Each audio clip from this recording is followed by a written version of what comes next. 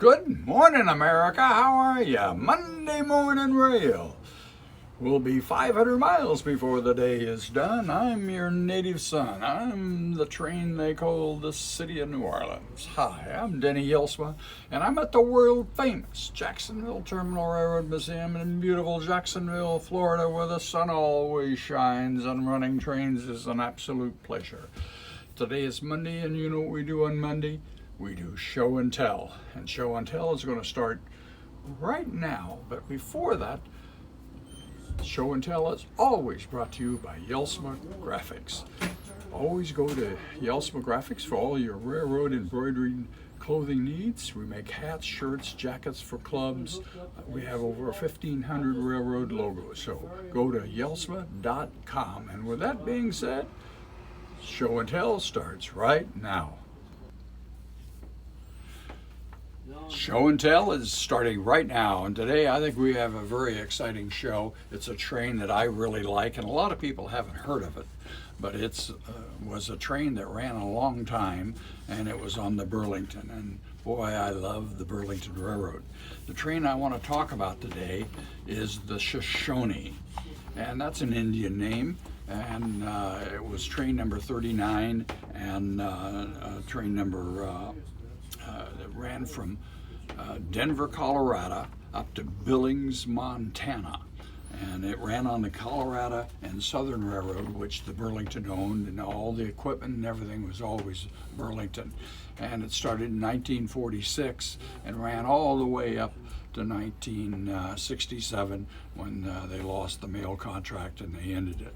But it was a train that was very well patronized, and a lot of people think, wow, that's a very sparsely populated area, but a lot of people rode that train from Denver to Billings, Montana. And there was a lot of connecting service out of Texas because, the Burlington ran a train called the Texas Zephyr that ran from Dallas-Fort Worth to Denver. And a lot of people connected out of Texas that wanted to go to Billings. A lot of businessmen, and especially in the 40s and the 50s, when traveling businessmen just traveled by train, and that's just the way it was.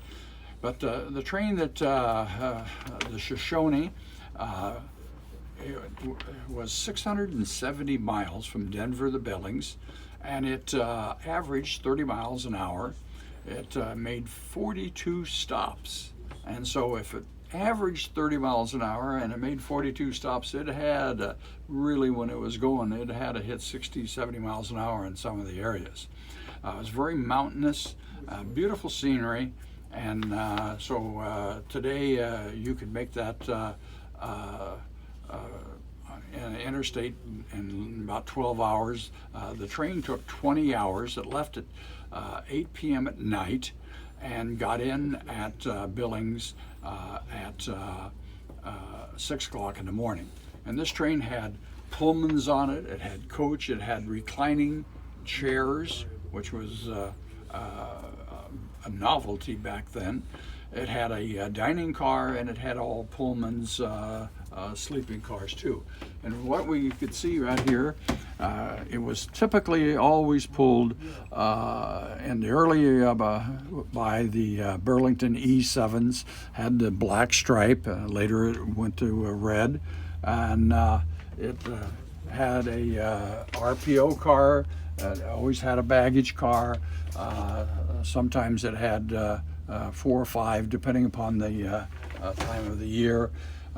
It typically had 3 to 4 coaches, and these were reclining chair coaches. It was a heavyweight train, but it was still very clean, and it was really a very luxurious train.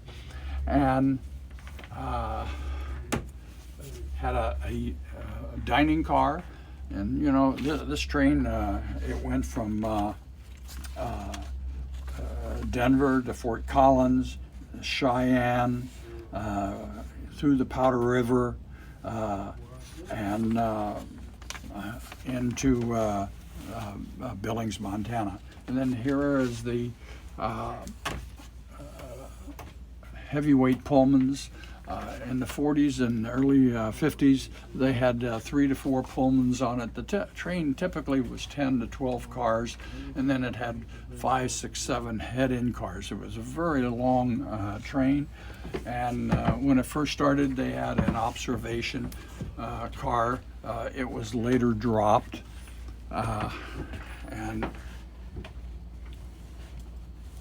but the Shoshone was once again a very popular train in the mountain area. My model here, these are all heavyweight Walters kit cars, and they're very well done. They're all detailed. Some have a lot of interiors, but the Shoshone was a train that finally lost its name, Shoshone, in the late 60s. The typical run when it was ending had a coach and about 4 or 5 head-in cars.